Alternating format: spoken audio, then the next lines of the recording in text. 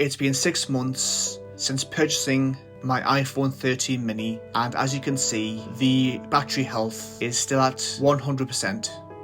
Why? So most people charge their phones at 100% and don't charge them until it reaches at around 5%.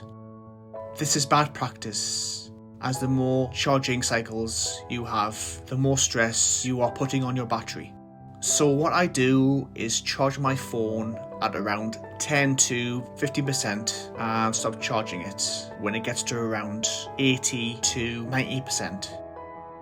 And to make sure I do this, I have set up automations in Shortcuts that tells me when to start charging my iPhone and when to stop.